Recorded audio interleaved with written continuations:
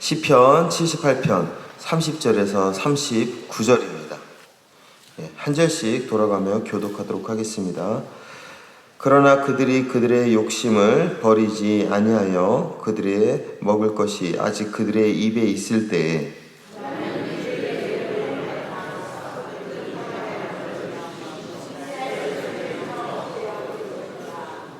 이러함에도 그들은 여전히 범죄하여 그의 기이한 일들을 믿지 아니하였으므로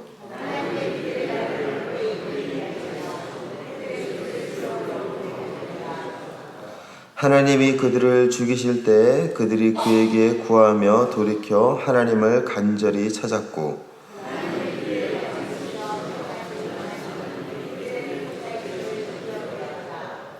그러나 그들이 입으로 그에게 아첨하며 자기 혀로 그에게 거짓을 말하였으니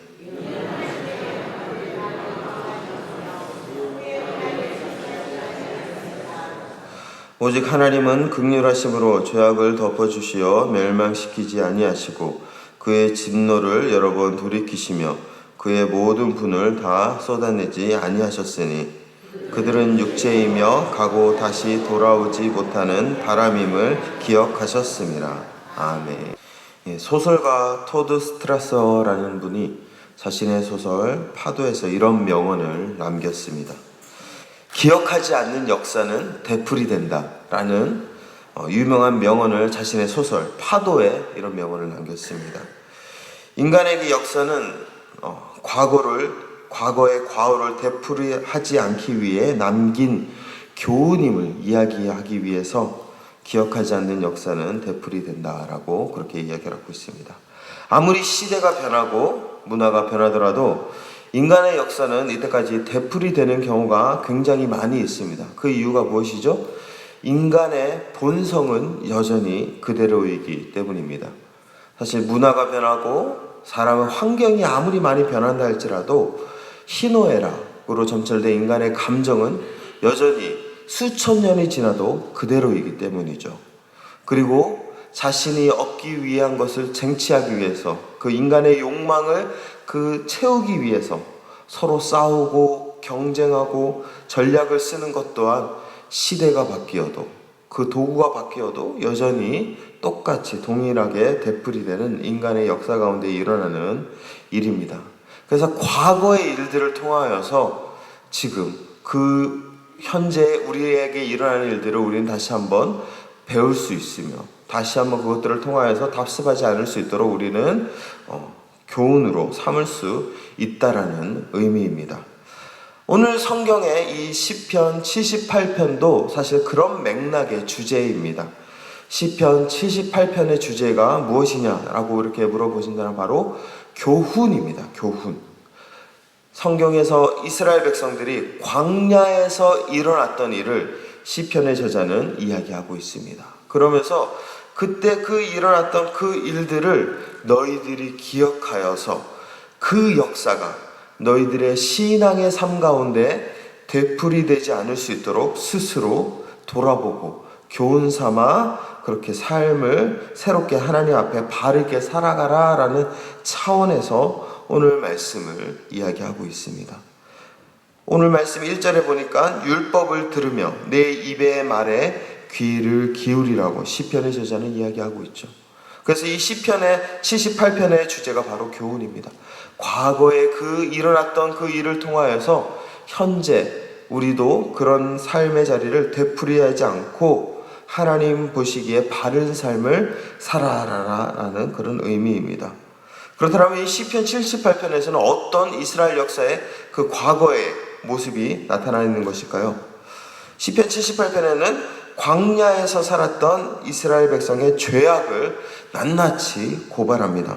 사실 이런 이스라엘 백성들의 죄악은 공개하기에는 참 그렇게 부끄러운 것이었죠. 이것을 이렇게 여기에서 이야기하고 있는데 12절부터 시편 기자는 옛적에라는 단어를 하면서 자신들의 과거가 어떠했는지를 회상합니다. 12절부터 16절은 광야에서 기적을 통해 하나님이 이스라엘을 먹이시고 보호하시는 하나님의 그 크신 은혜가 소개됩니다. 광야라는 곳은 사실 사람이 살 수 없는 곳이죠. 사람이 살기에는 굉장히 척박한 환경입니다. 그런 환경 속에서 이스라엘 백성들이 하나님 앞에 원망하며 하나님 우리 못 살겠습니다. 도와주십시오라고 이스라엘 백성들이 먼저 하나님께 요청한 것이 아닌 오늘 시편 기자는 12절에 이야기를 하면서 먼저 하나님의 은혜가 먼저 우리에게 임하였다라고 그렇게 소개하고 있습니다. 그 은혜 속에서 이스라엘 백성들이 그 아무도 사람이 살 수 없는 그런 광야에서 살 수 있음을 먼저 소개하고 있는 것이죠. 그만큼 하나님의 은혜가 크다라는 것을 이야기하고 있습니다.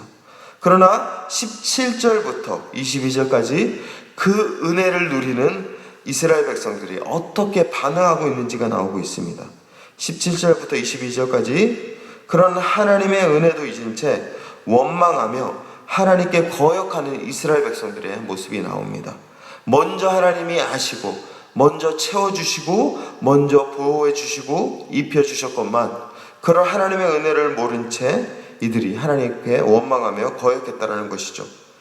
그런 이스라엘 백성들을 보면서 하나님은 어떻게 반응했을까요? 23절에서 29절까지는 그런 이스라엘 백성들을 향한 하나님의 반응이 나타납니다. 여기서 어떻게 나타나죠? 하나님은 이런 이스라엘을 불쌍히 여기시고 그들에게 음식을 주시며 그들을 끝까지 보살피셨다고 나옵니다. 그들이 원망하고 불평했지만 그런 그들의 모습과는 상관없이 여전히 동일하게 은혜를 주시는 하나님의 모습이 나오죠.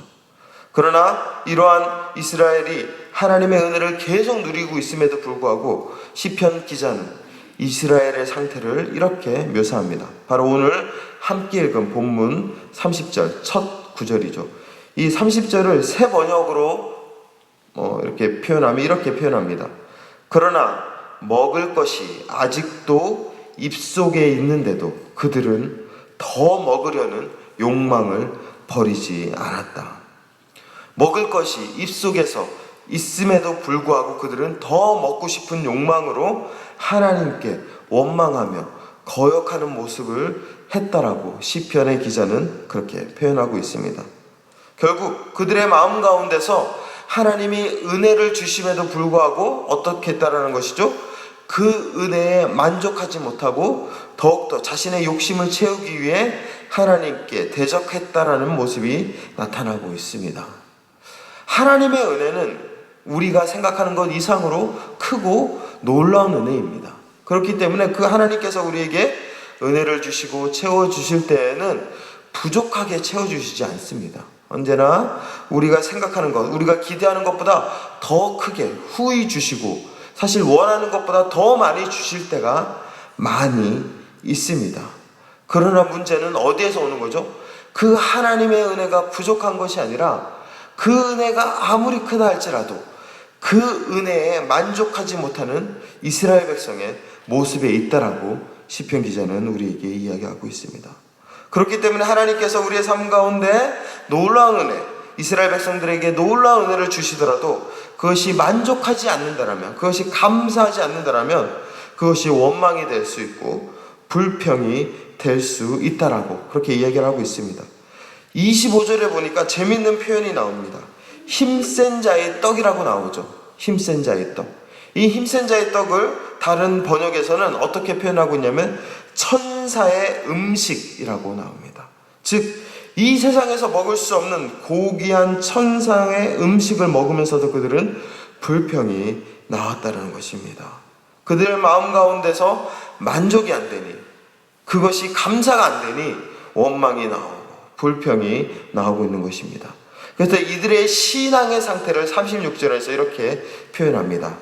그러나 그들이 입으로 그에게 아첨하며 자기 혀로 그에게 거짓을 말하였으니, 여기서 그는 하나님을 말하고 있는 것입니다. 이스라엘 백성들이 만족이 안 되니까 계속 하나님 앞에서 뭔가를 더 얻기 위해서 입으로 하나님께 감사합니다, 하나님 찬양합니다, 입으로 하나님을 마치 위한 척 얘기하지만 그것이 이 시편 기자의 눈에는 어떻게 평가되는 것이죠?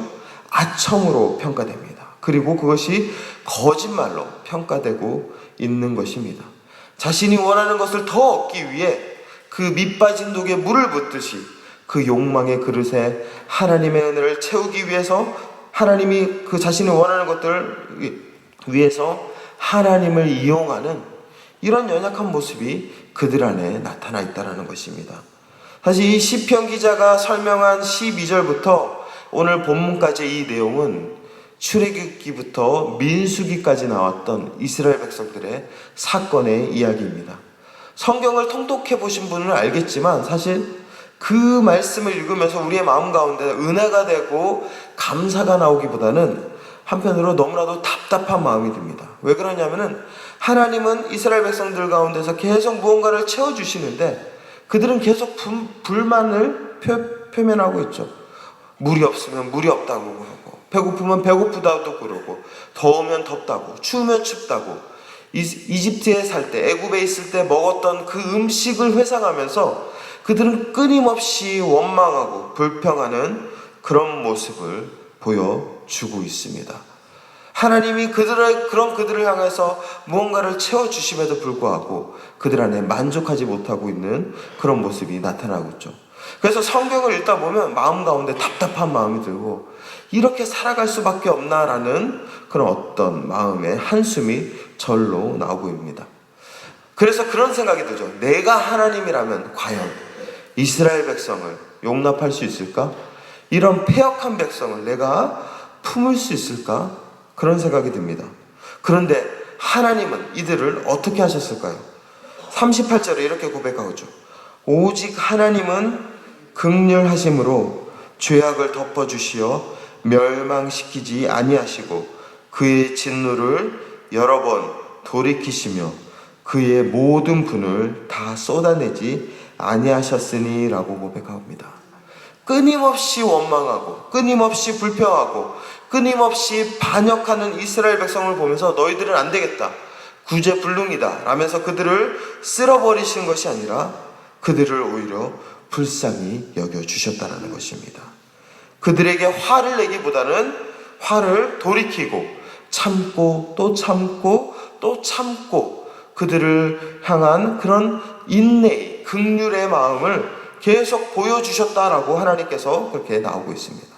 그 이유가 무엇일까요?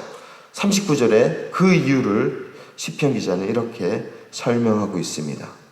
그들은 육체이며 가고 다시 돌아오지 못하는 바람임을 기억하셨습니다. 이걸 세번역 성경에서는 이렇게 고백합니다.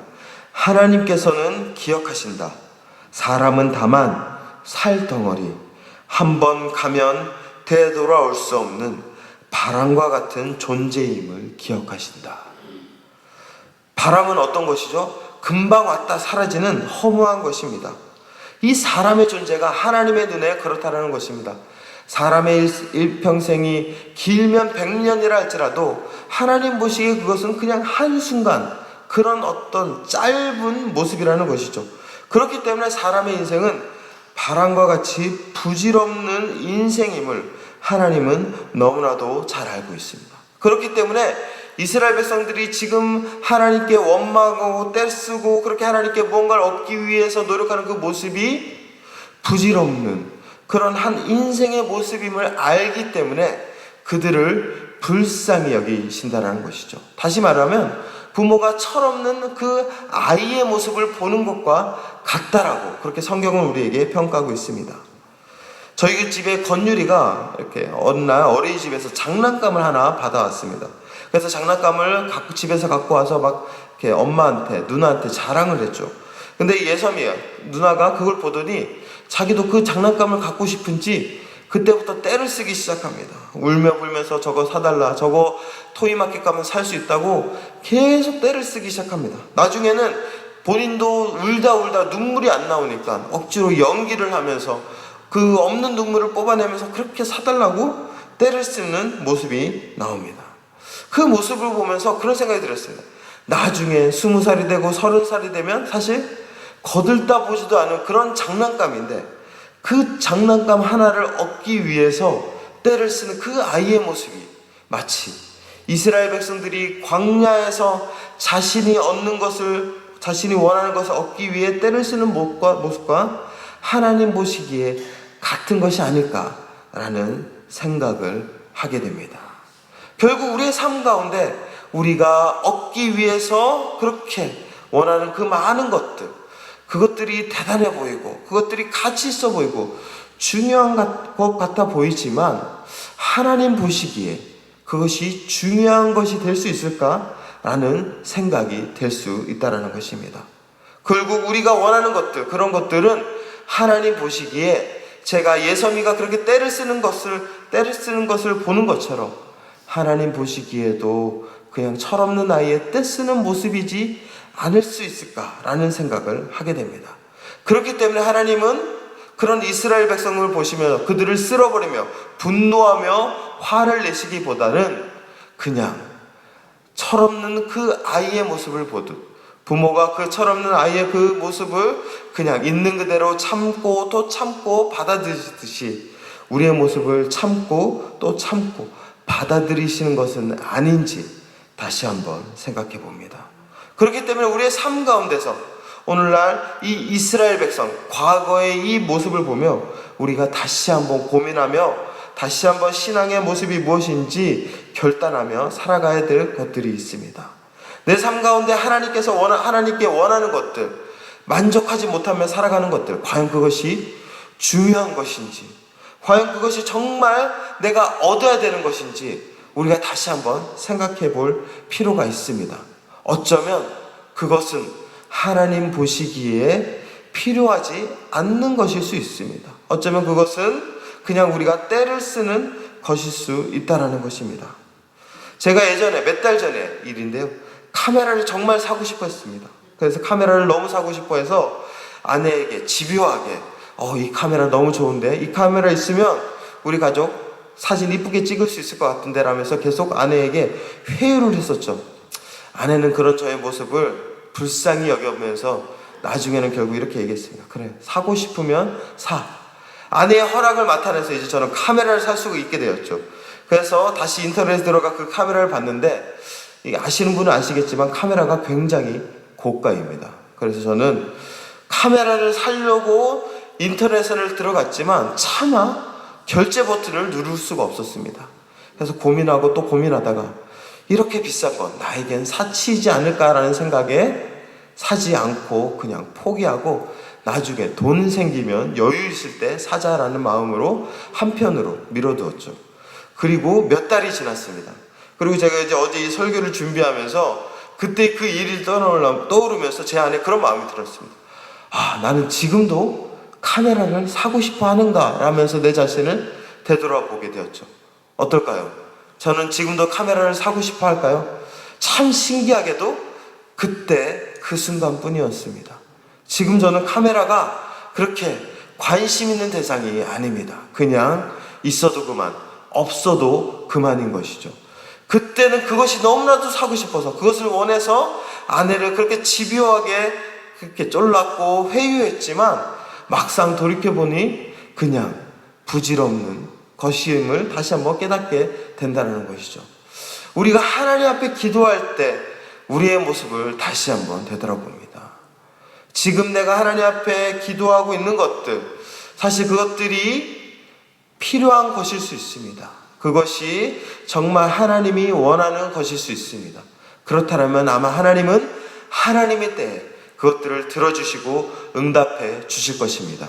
왜냐하면 하나님은 수천 년 전에 광야에서 이스라엘과 함께 했던 그 하나님이나, 그리고 지금 우리와 함께 했던 그 하나님이나 여전히 동일한 변함없는 은혜의 하나님이시기 때문에 그렇습니다. 그렇기 때문에 하나님은 우리의 그 모든 기도를 응답해 주실 것입니다. 그러나 하나님이 응답해 주시지 않고 그냥 참고 바라볼 때가 있습니다. 왜 그럴까요? 그것은 바로 지금 우리의 삶 가운데 나는 그것이 필요해 보이지만 하나님 보시기에 그것은 필요해 보이지 않을 수 있기 때문입니다. 이스라엘 백성들이 그렇게 때를 쓰고 때를 쓸 때 하나님께서 주는 것 같으면서도 때로는 하나님께서 그들을 혼내시고 주지 않을 때가 있습니다. 그 이유는 그것이 그들에게 필요한 것이 아니기 때문에 그렇습니다.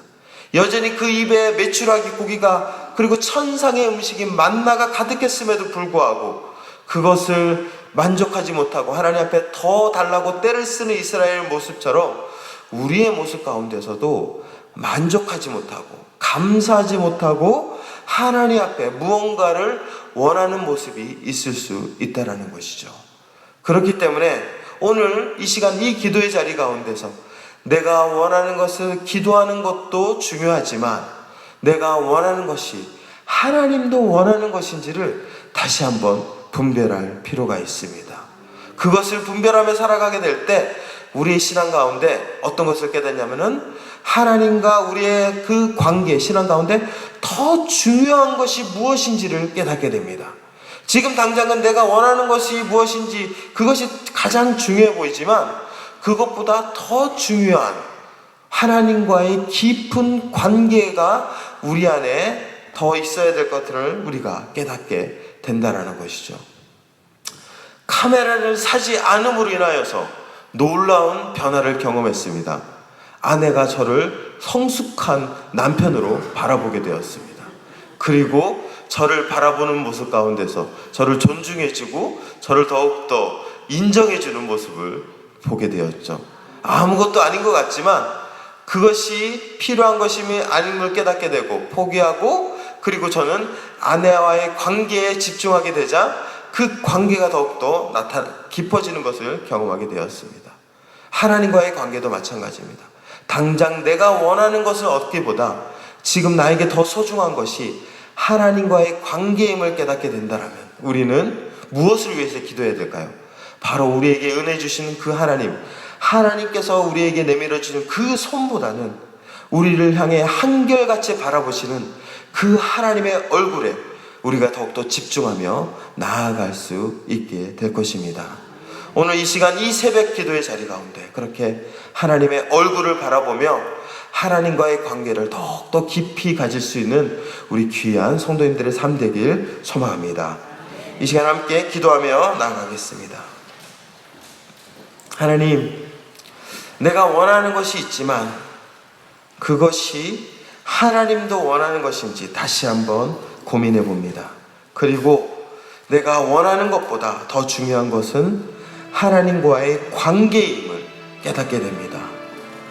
더욱더 주님을 바라보며 주님의 손에 무엇이 들려있는가 보다는 나를 바라보는 주님의 얼굴, 주님의 마음에 집중하며 살아가는 믿음의 삶 살아가게 하여 주시옵소서. 그래서 과거의 이스라엘 백성들이 끊임없이 원망했던 그 과거의 모습에 우리가 답습하지 아니하고 온전히 하나님 앞에 만족하며 감사하며 살아가는 신앙의 삶 살아갈 수 있도록 주님 인도하여 주시옵소서. 우리 같이 그렇게 하나님 앞에 기도하며